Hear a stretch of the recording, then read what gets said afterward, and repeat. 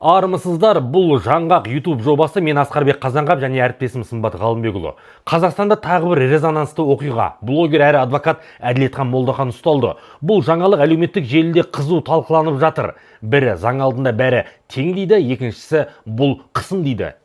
Ең басты сұрақ, ол не үшін ұсталды және бұл қаншалықты заңды? Ресми ақпараттарға сүйенсек, оны көрінеу жалған ақпарат тарату дерегі бойынша қамауға алынған.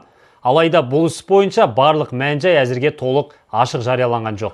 Ал қоғамда түрлі болжам бар. Кейбірі оның белсенді позициясын себеп қылып отыр, кейбірі кәсіби қызметіне байланысты дейді. Бірақ заң тұрғысынан бір нәрсе анық. Кез келген адам қандай танымал болса да, тек заң шеңберінде ғана жауапқа тартылуы тиіс.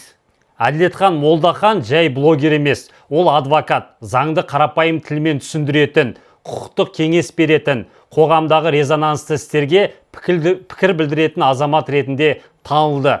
Даулы мәселелерде өз позициясын ашық айтты. Сол арқылы әлеуметтік желіде миллиондаған аудитория жинады. Яғни ол қоғам мен заңның арасындағы көпір болуға тырысқан белсенді азаматтардың бірі. Енді негізгі сұраққа келейік. Адвокатты ұстау оңай процесс емес, өйткені оның кәсіби статусы бар. Заң бойынша адвокатты ұстау үшін нақты дәлелдер болуы керек. Процессуалдық талаптар сақталуы тиіс. Яғни бұл жай ғана ұстадық дей салатын мәселе емес. Тағы бір маңызды мәселе бар. Адвокаттың қызметі кейде билікке, жүйеге, тергеуге қарсы позиция ұстануды талап етеді. Сондықтан мұндай жағдайларда қоғам бірден сұрақ қояды.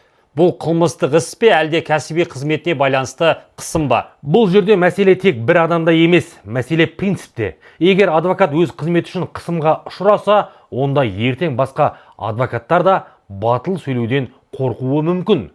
Ал егер ол нақты заң бұзса, онда заң бәріне бірдей болуы керек. Танымал болу иммунитет емес. Бұл жерде ең маңыздысы эмоция емес, заң.